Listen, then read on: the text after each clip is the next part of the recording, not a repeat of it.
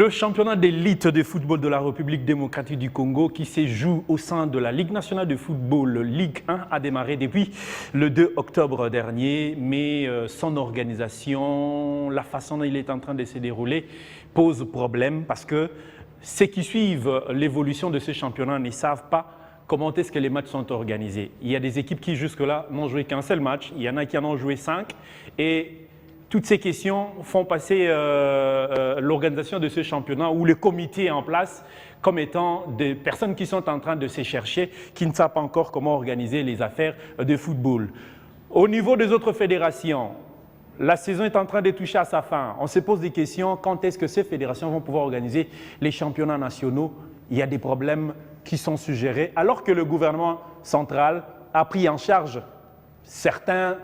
nos équipes de football pour que ces dernières puissent pouvoir se déplacer et participer au championnat de la Ligue nationale de football sans problème. Alors qu'il y a des fédérations dans d'autres disciplines qui sont en train de souffrir, pas des moyens, alors qu'ils le réclament auprès de gouvernants pour pouvoir gérer et s'occuper des jeunes qui ont trouvé ces disciplines, ces dernières disciplines, comme étant leur gagne-pain ou leur activité de vie. C'est tout ça qui va faire l'essentiel de Sport Débat de ce jour, où nous avons le plaisir de recevoir sur ce plateau Monsieur Franck Nimilongo. J'espère que je n'ai pas massacré votre nom. Prenez le micro, prenez le micro.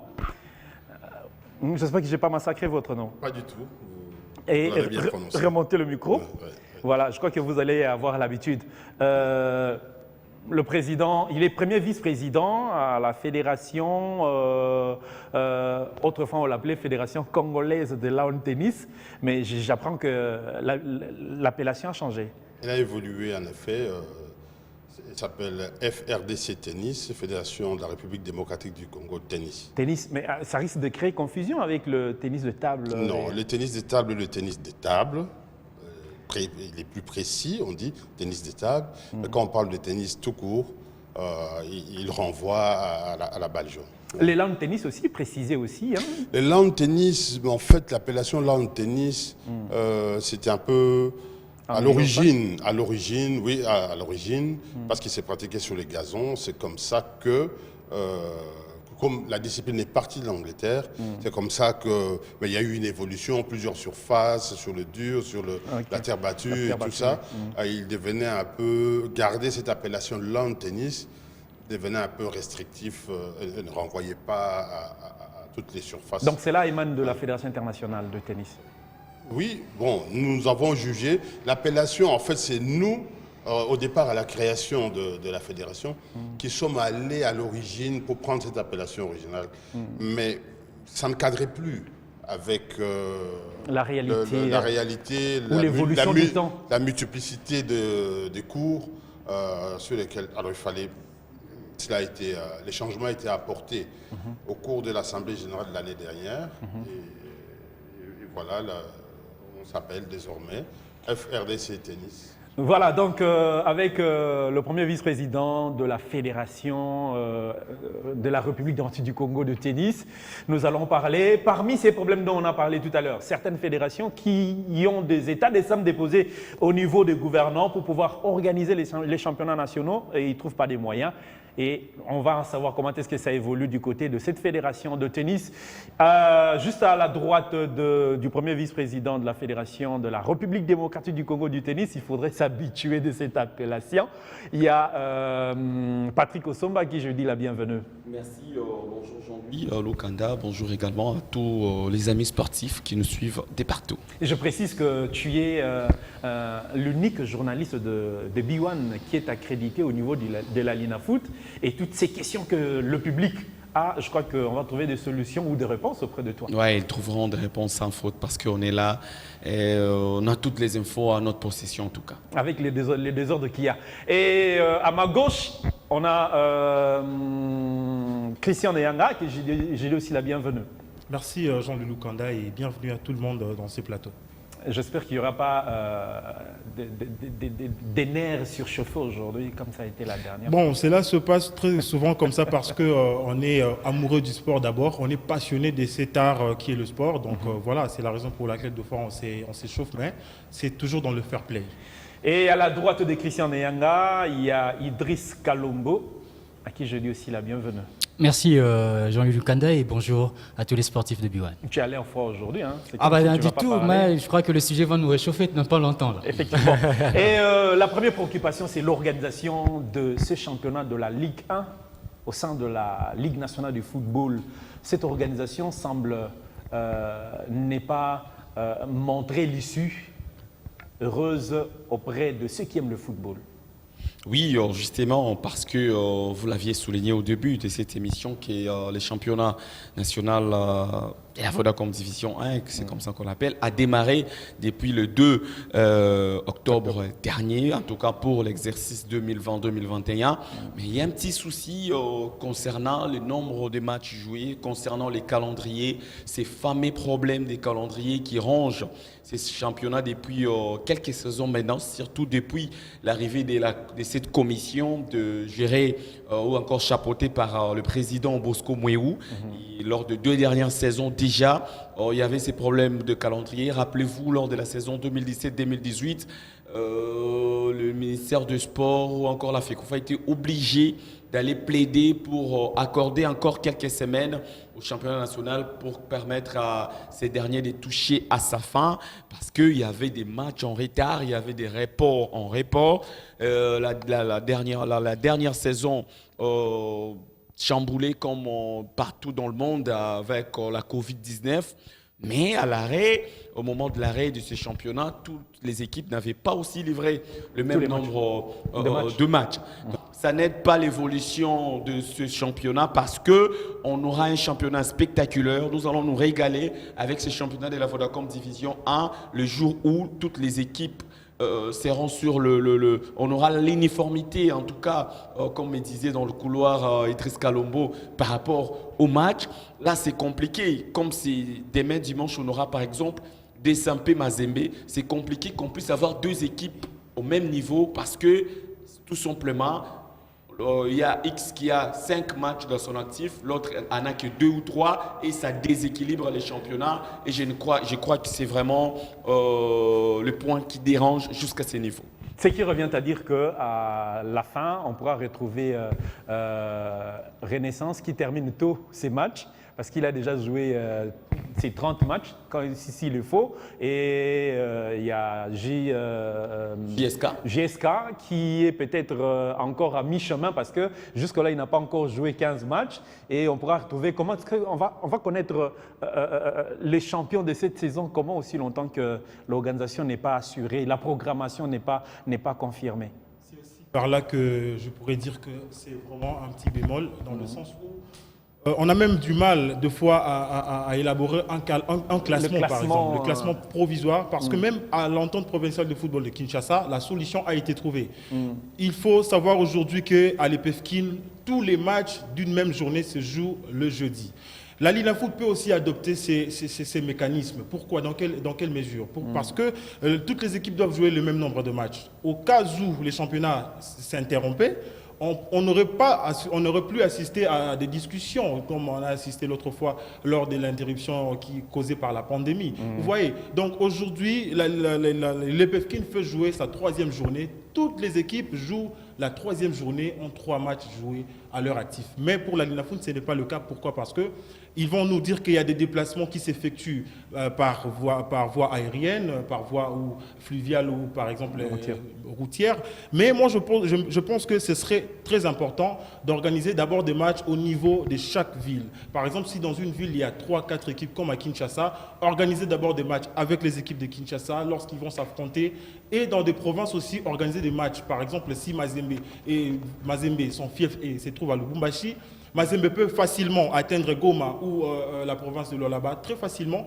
Mazembe peut par exemple effectuer les déplacements pour jouer toutes les équipes de Lualaba et revenir à Lubumbashi pour affronter le club de sa municipalité. Donc moi je pense que la Linafoot a intérêt de vouloir nous organiser le championnat de bonne manière pour que le football congolais puisse aller de l'avant et surtout que ce championnat est le plus grand championnat sur le plan national. Nous avons besoin d'avoir sur le plan africain également. Nous sommes peut-être non, le 3 même si ou 4e moi je ne suis pas d'accord sur le plan africain, je ne crois pas. Nous sommes le 3 ou 4e championnat au niveau africain. Au niveau africain, le championnat de la Linafoot est parmi les 3-4 meilleurs championnats continentaux. Donc c'est quelque chose qu'il faut essayer d'harmoniser d'abord les calendriers, harmoniser avec les calendriers CAF, FIFA. Et dans tous ces aspects-là, moi je pense que la Linafoot pourrait nous produire un très bon calendrier pour essayer d'éviter ces désagréments ou ces agrégats qui règnent toujours dans chaque saison. Je veux revenir à Patrick Osomba, peut-être qu'il va répondre, mais j'aimerais quand même que Idriss dise quelque chose. Comme tout Quinois qui dit Chancelo au Pamba, on a le meilleur championnat d'Afrique de football, alors que l'organisation à l'interne boite. Chancelo Kopamba, je ne pense pas, c'est justifié ce championnat. Il n'est pas classé parce que ceux-là qui classent ce championnat sont en de parti pris au niveau de la RDC. Donc, ça veut dire que nos représentants... Cette incompatibilité d'être classé parmi les 3 meilleurs, alors qu'à l'interne, rien ne va comme cela doit se faire. Je veux revenir sur ça, mais je parlerai contrairement à ce qui s'est passé les saisons précédentes. Cette saison, il n'y a aucun match qui a été reporté. À moins que moi je me trompe. Si. Match reporté, je ne pense pas. Il y a un match qui n'a pas été joué. Il n'y a pas de match reporté. Il devrait jouer parce que la maire de la ville de Lubumbashi avait refusé. Bien sûr que c'est un report, Idriss. Non, quand je parle de report, ce sont des reports où un club se dit je ne peux pas jouer ou désiste. Okay. Ça, c'est un report hors volonté de Lupopo. Qui reste un report. Non. On est dans la même lancée. On parle d'un report, mais qui n'est pas de la panache du club. Ou qui n'est pas de la volonté de l'organisateur ou l'organisatrice parce qu'on parle de la commission. On est d'accord sur ce point-là. Ouais. Donc, ça veut dire qu'aujourd'hui, je vous donne l'exemple d'Eric Clément Pembe qui voulait ne pas jouer le match face au FC Renaissance du Congo, mais la Ligue nationale de football a dit niet. Ça, c'est de 1. Aujourd'hui, moi, je parle de cette forme d'intentionnalité. Quand je dis qu'il n'y a pas de report parce que le club l'a demandé, mais je pense que ce calendrier a été fait sciemment comme ça. Parce qu'il y a un calendrier. Il n'y a même pas de calendrier. Contrairement à ce que... Non, si. Moi, je possède un calendrier de la mi-saison, de tous les matchs de la mi-saison. Moi, j'en ai. Et qui se déroule tel que c'est en train de se dérouler. Voilà pourquoi je parle... qui prévoit ce 5 matchs. Voilà pourquoi je parle d'intentionnalité. Okay. Parce que quand on dit Grand Georges joue un match, et depuis le 4, on est aujourd'hui le 24. Ça veut dire 20 jours après. Ça veut dire qu'il n'avait pas été programmé pour jouer après le 4. Voilà. C'est ce que nous fustigeons, mais comment... Mais je ne suis pas en train de louer cela. Je suis en train de te dire qu'il y a intentionnalité. Vous laissez voilà un club... la question. C'est la question que voilà la question. Pratiquement 3 semaines, une équipe ne joue pas. C'est pourquoi on parle d'un calendrier rule-breaking. On est d'accord dans le fait qu'on parle d'intentionnalité, dans le fait de l'élaboration de ce calendrier. Mazembe n'a pas reporté un match, ni au moins ASV Club, ni au moins Rangers qui est à Kinshasa.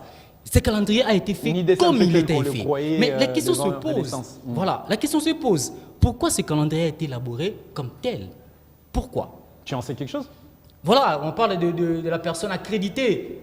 Lui, il en saura peut-être quelque chose parce qu'il est tout le temps. C'est la question que j'allais vous poser. Nous, on n'y est pas. Je voulais simplement chuter en disant qu'aujourd'hui, on parle de ce bémol qui fera en sorte qu'on aura des clubs qui seront à point, d'autres qui récupèrent avant, d'autres qui seront en perte de compétition, comme Rangers. Certains qui vont terminer tôt. Quand on parle de Rangers qui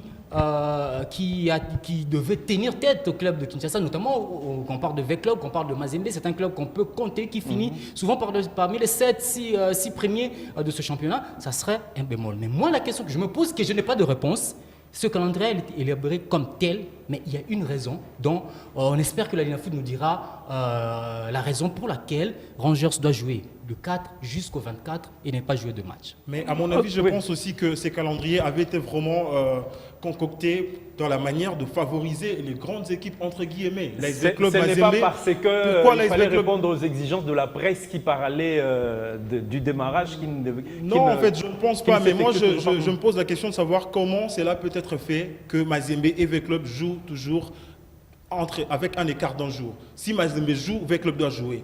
Pendant que si V-Club ne joue pas, Mazembe aussi ne joue pas. Je crois qu'il était totalement non, mais Mazembe avait joué son premier match contre Blessing. Mazembe fait pratiquement une semaine. Mazembe ne jouait que pas. V-Club, alors que également avec V-Club. Non, mais V-Club, lorsque Mazembe jouait V-Club avait déjà 2 matchs dans son actif. Mazembe n'avait que un. Non, je parle du reste du championnat. Ce n'est pas le début. Si vous allez consulter les calendriers qui avaient été publiés récemment, vous allez constater que le reste de matchs, ce n'est pas aussi respecté. Mais le reste de matchs, V-Club jouera en même concomitamment avec le tout-puissant Mazembe. Alors je me pose la question de savoir si par exemple aujourd'hui les équipes comme RCK, avec le Daring Club Motema Pembe et les autres qui jouent déjà de matchs et le FC Renaissance ainsi que Maniema Union qui ont déjà plus de 4 matchs, 5 matchs comme ça.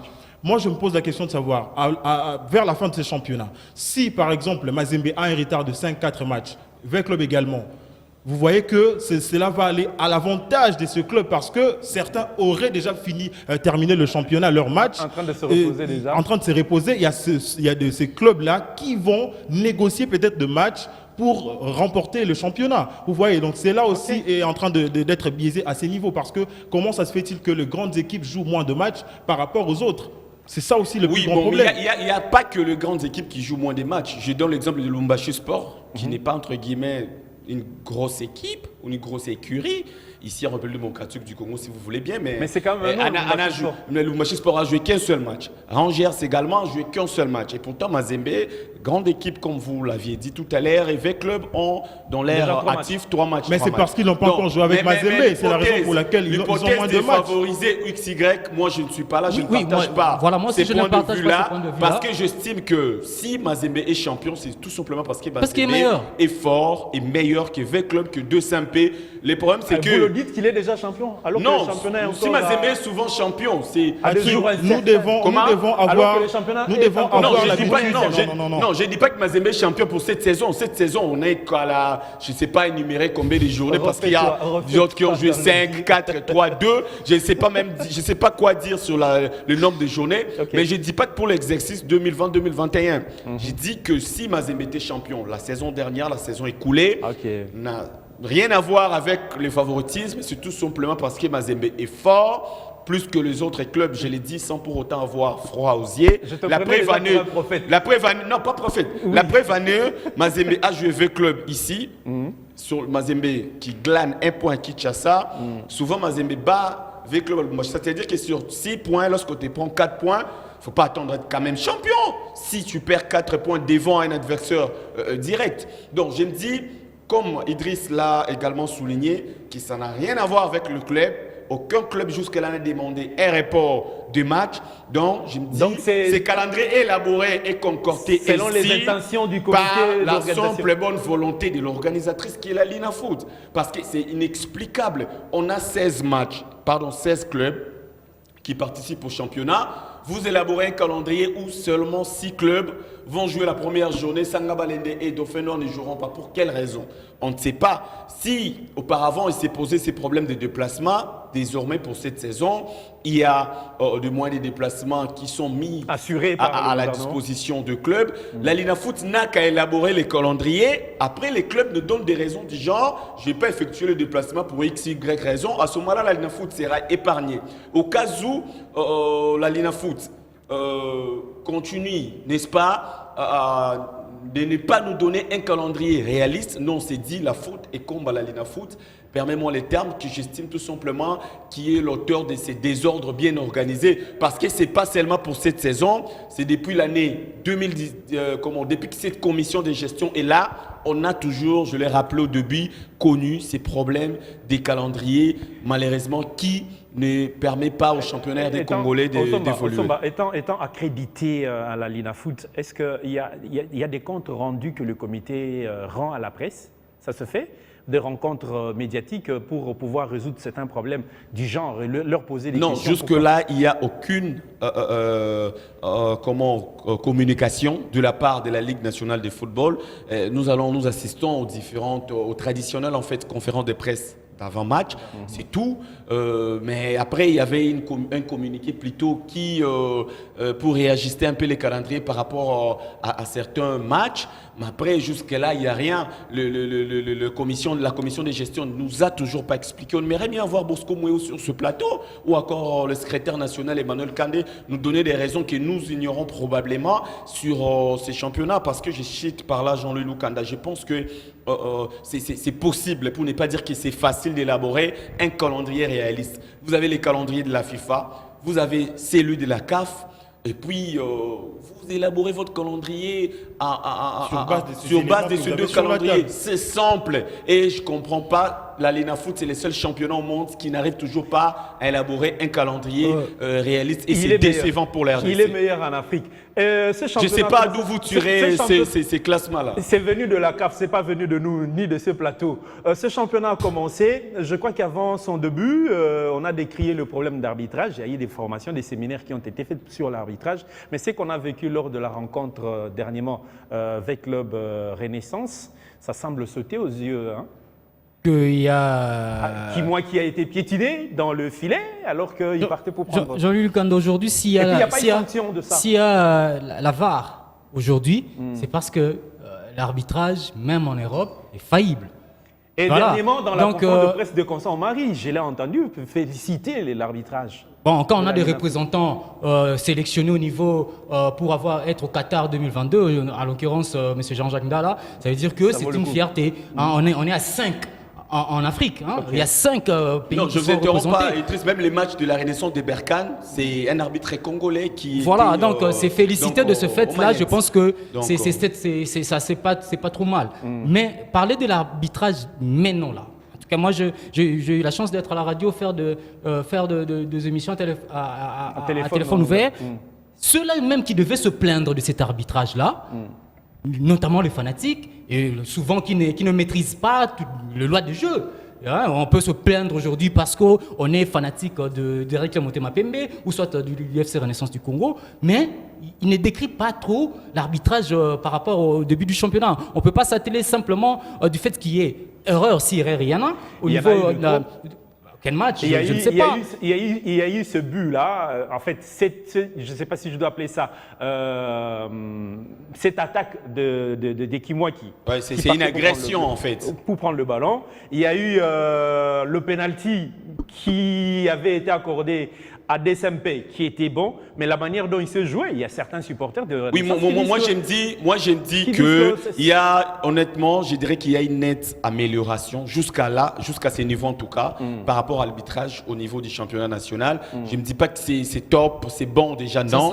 Ça va s'améliorer petit à petit, mais jusque-là, concernant l'arbitrage, honnêtement, je dirais qu'il y a une nette amélioration, même s'il y a quelques cas d'exception comme celle dont vous venez de souligner tout à l'heure, mais je pense que la commission va, en tout cas dans les jours à venir, dans un avenir très proche, pourquoi pas se mettre autour d'une table, parce qu'Inonga Baka, je n'ai rien contre lui, mais je pense que c'était juste une agression et il mériterait être, pourquoi pas, suspendu parce que c'est inadmissible ce qu'il avait fait l'autre fois lors du match de SMP Renaissance du Congo. Il y a aussi un petit problème que je dois épingler au niveau de l'arbitrage RD congolais. On le voit partout ailleurs au monde.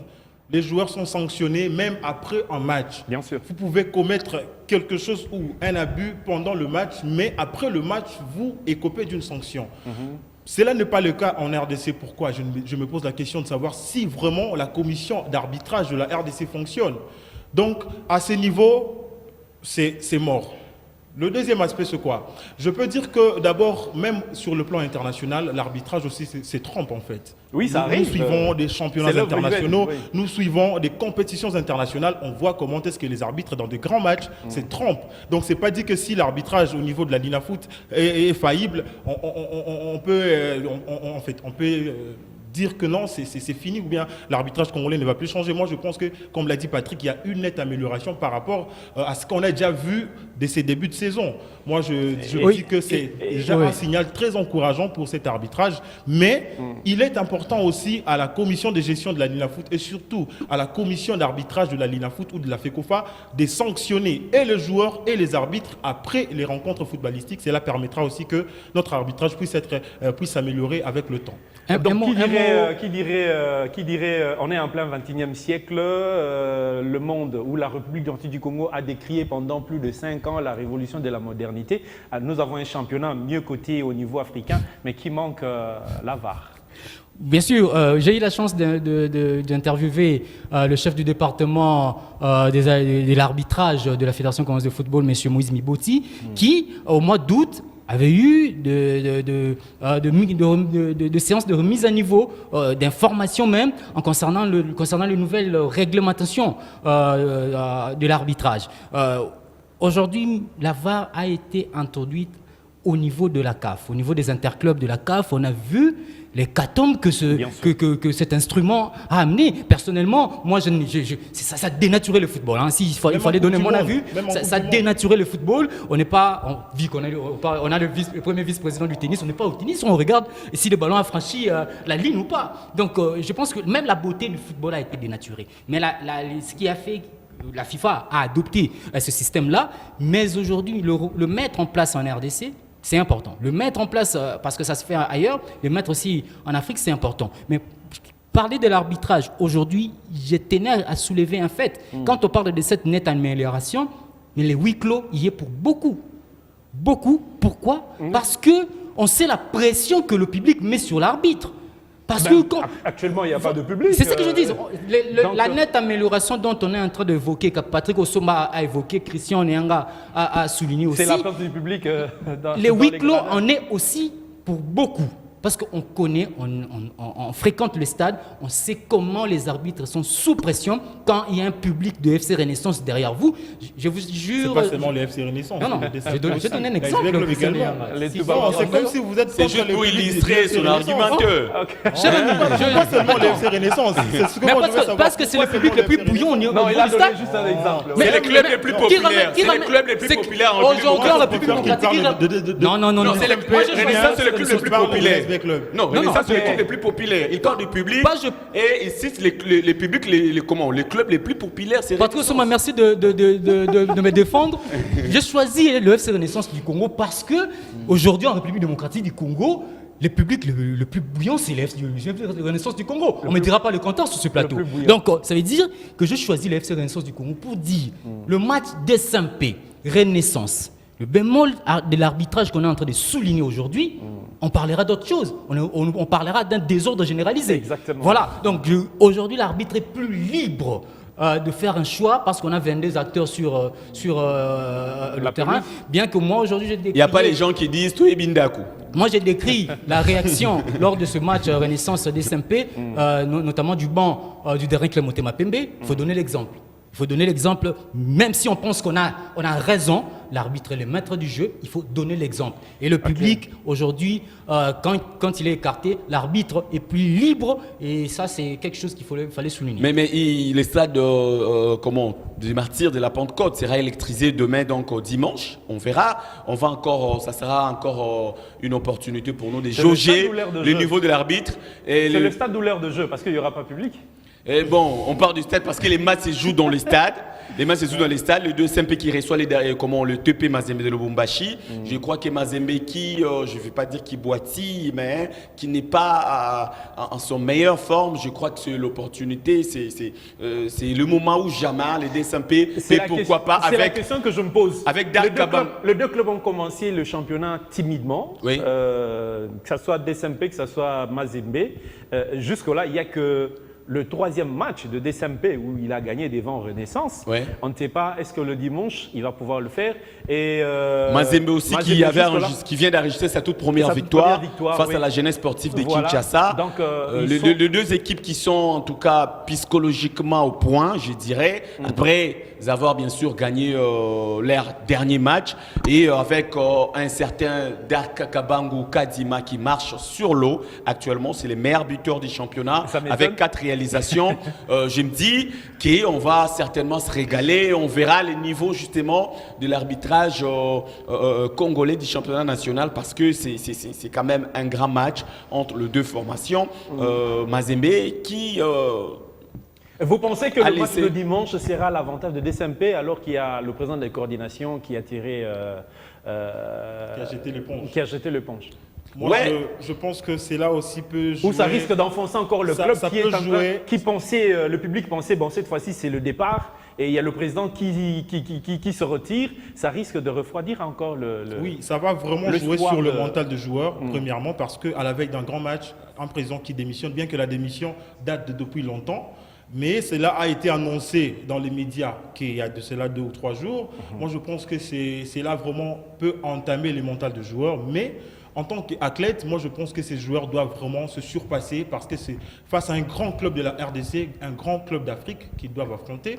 Et par rapport à l'acte qu'a posé le président Vizé Chimanga, moi je pense que c'est encore trop tôt. Il ne devrait pas normalement laisser l'équipe parce qu'il avait promis lorsqu'il avait été élu à la tête de ces clubs qu'après 3 ans, s'il ne gagne aucune compétition africaine interclub, il va jeter l'éponge. Mais moi je pense qu'il n'a pas encore atteint ces 3 années. Donc il est au cours de son mandat, il devrait normalement arriver à son terme. S'il trouve que l'objectif n'est pas atteint, il allait sortir par la grande porte. Moi je pense qu'avec le problème actuel qui surgit au sein du dernier club Motema Pembe avec les fameux problèmes des endettements, peut-être c'est ça qui a fait pression à Chimanga de jeter l'éponge. Mais si cela est le cas, ou cela n'est pas le cas, moi je pense que puis peut-être parce que ce sont des dettes qu'il a héritées de l'ancien comité. De nouveaux souffles. Non, il a hérité ce problème, de ces dettes qui émanent de l'ancien comité. Moi, je pense qu'il devrait normalement s'assumer, soit payer certaines dettes qui est en train d'engloutir l'équipe, et pouvoir peut-être repousser ou renvoyer à une date ultérieure certaines dettes pour essayer un peu de souffler, parce qu'on le sait tous qu'après la pandémie qui a ravagé les économies dans tous les secteurs de la vie, il faut aussi prendre en compte cet aspect-là. Donc moi je pense que Chimanga a intérêt de revenir dans l'équipe, à amener l'équipe là où il a voulu le placer. Je peux passer un mot pour replacer l'équipe là où il a voulu la replacer. Et après cela, si ce n'est pas atteint, il peut laisser l'équipe. Mais il est parti justement parce qu'il s'est dit par exemple qu'il ne sera plus à mesure. Non, mais moi je pense qu'il n'a pas encore atteint 3 ans. Je termine. Il a démissionné, mais il a quand même réalisé une promesse. Seul de donner des voitures, de véhicules aux joueurs. Pourquoi je pense que le faire du fait de démissionner, ça peut déstabiliser mentalement le joueur, mais du fait de réaliser cette promesse, ça peut également booster, pourquoi pas. Il n'a pas donné le joueur, il a donné à quelques joueurs. Moi j'ai une réponse à ça. Idriss, oui, c'est laquelle? Moi j'ai une réponse. On parle de bluff, on parle d'amateurisme. Pourquoi je parle de bluff? La lettre a été écrite le 12. DSMP joue contre Renaissance le 17. La réponse du comité, comment on appelle, du conseil d'administration du dernier club Motema Pembe arrive le 20. C'est-à-dire entre le 12 et le 20, vous voyez. Là, je parle d'amateurisme ou de bluff. Le bluff, il y est aussi pourquoi vous dites vous démissionnez. Vous allez à l'entraînement, parce que c'était hier qu'il a remis le véhicule, avant-hier. Là, il a remis en tant que supporter de DSMP ou en tant que président de coordination? Il est en train d'expédier les affaires courantes. Okay. C'est qu'on a demandé, c'est qu'on lui a demandé de faire. Mais si c'est du bluff, ça veut dire que déjà Mazembe ça n'a pas donné. J'ai été avec les gens de Mazembe dans la matinée. Déjà chez Mazembe ça n'a pas donné, dans le fait qu'on sait comment voulez-vous à la veille d'un classico. Ça veut dire que ça n'a pas pris. Si c'était du bluff pour dire que le Derrick Motema Pembe est déstabilisé, ça veut dire que ça n'a pas pris. Le Tubisson Mazembe est en train de prendre très au sérieux ce match-là. Donc ça fait partie des stratégies. Voilà. Et pour chuter en ce qui concerne ce bluff-là, je suis en train de parler, vous remettez le véhicule aux joueurs, vous remettez 6 véhicules aux joueurs. Alors que l'équipe en compte, je ne sais pas, 33. Les quatre d'autres membres du staff technique. S'il faudrait compter un club de football aujourd'hui, les joueurs qui sont répertoriés, quand on dépose une liste, c'est à peu près 33 joueurs. Okay. Vous remettez 6 voitures. Voilà, vous mobilisez combien de joueurs? On se pose la question. Il moralise certains. Oui, on a quand même un invité sur ce plateau à qui on n'a pas donné parole depuis un certain temps. Président, le tennis... On parle aussi football. Non, le tennis, nous parlons tennis. Nous parlons tennis. Le tennis on peut parler football. Je suis un ancien pratiquant de football.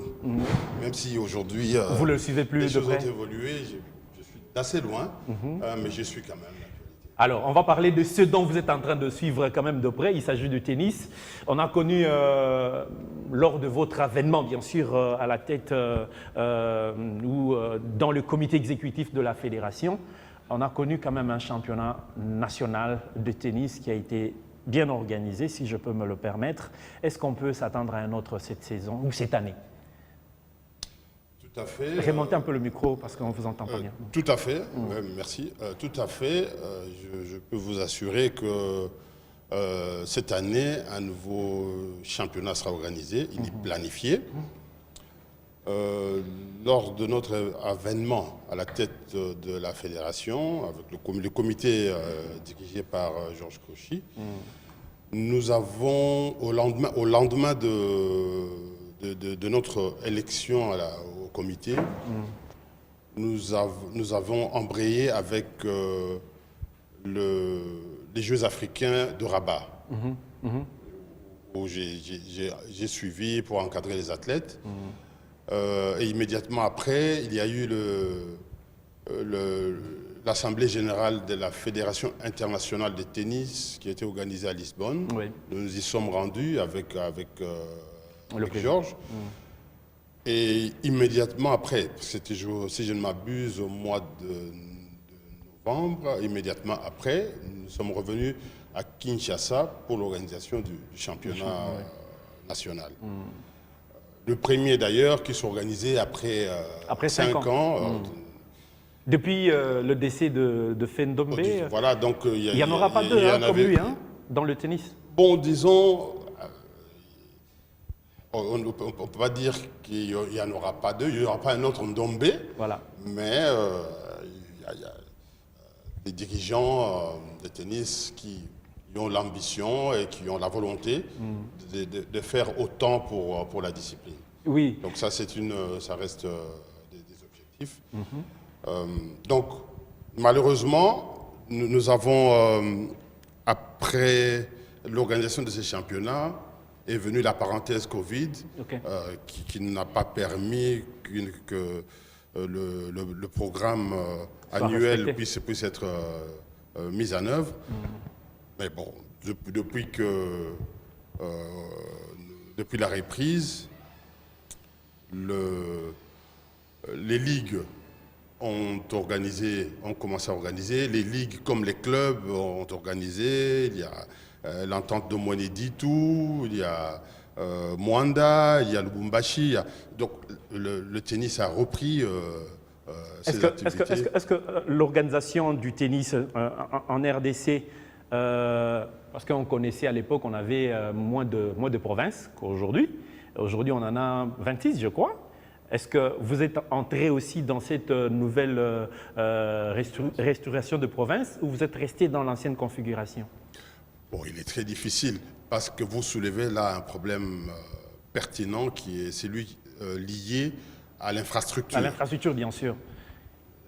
Kinshasa, déjà, les la capitale, provinces, qui n'a même pas de terrain de tennis. Non, Kinshasa est suffisamment doté de terrains de tennis. Des individus. Mais, ce que je dois terrains des individus. Oui, laissez-moi vous dire une chose. Kinshasa est doté de suffisamment de terrains de tennis, mais il a été amputé des terrains qu'il avait au départ, que la ville avait au départ. Tu as le Funa, par exemple. Ouais, depuis la disparition de Funa. Oui, c'est ce que j'essaie de vous dire. On avait plusieurs.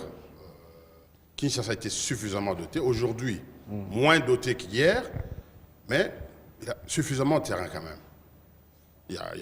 Vous avez des terrains qui ont été privatisés, qui étaient à la disposition du public, mais qui ont été privatisés dans des écoles, par exemple. Bon, je ne vais pas m'attarder là-dessus.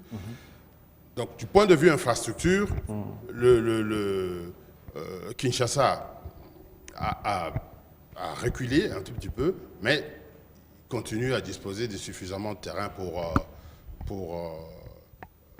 pour aller de l'avant pour la pratique du tennis. Donc, pour parler des 26 ligues provinciales dans le tennis, il faudrait premièrement penser à ces infrastructures dans ces nouvelles provinces. Tout à fait, parce que sans infrastructure, sans la pratique, il n'est pas possible. Le dernier championnat que vous avez organisé, vous avez eu combien de ligues provinciales au Parc Kinshasa?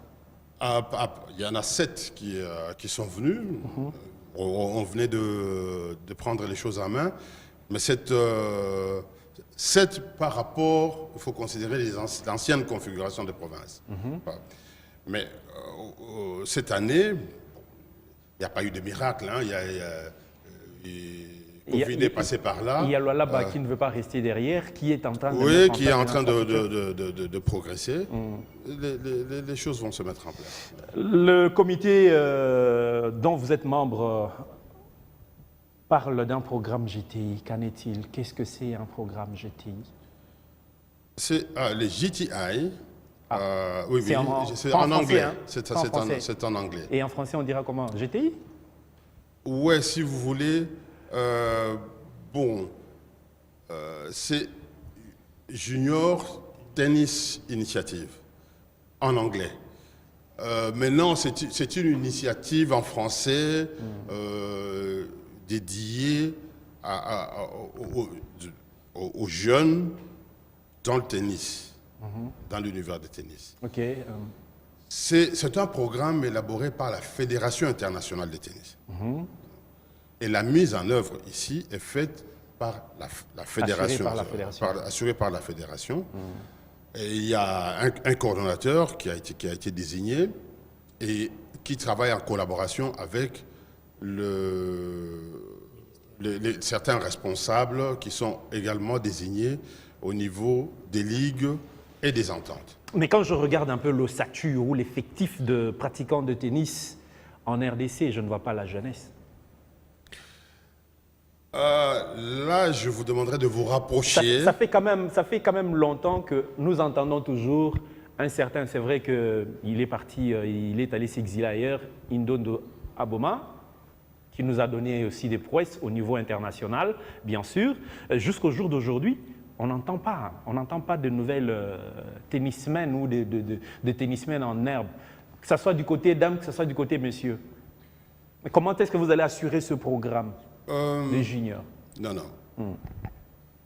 La pratique du tennis aujourd'hui, pour répondre à votre question, est, disons, assurée par des jeunes ici à Kinshasa qui sont en train de monter. Je ne sais pas si vous n'avez peut-être pas eu la chance d'assister au tournoi qu'a organisé la Ligue de tennis de Kinshasa. Pas du tout. Mais c'était un tournoi d'un très bon niveau. Malheureusement, côté discipline, nous n'avons pas été satisfaits parce qu'il y a toujours des indisciplines. Ça, c'est les vieilles habitudes dans le tennis. Oui, mais pour écarter toutes ces velléités, tous ces boulets qu'on traîne, le programme, justement, GTI, a été conçu pour venir corriger. Il vise justement à vulgariser le tennis, à en faire un sport de masse, mais en mettant un accent particulier sur les écoles. C'est-à-dire sur des jeunes qui reçoivent à la fois une certaine éducation et qui reçoivent également la formation ou plutôt l'entraînement ou l'initiation au tennis. Alors qu'on n'en a pas nombreuses des écoles qui ont quand même des terrains de tennis. Bon, c'est ce que j'essayais de vous dire tout à l'heure. Les écoles n'ont peut-être pas, mais dans l'initiative, dans le GTI, la Fédération internationale envoie du matériel.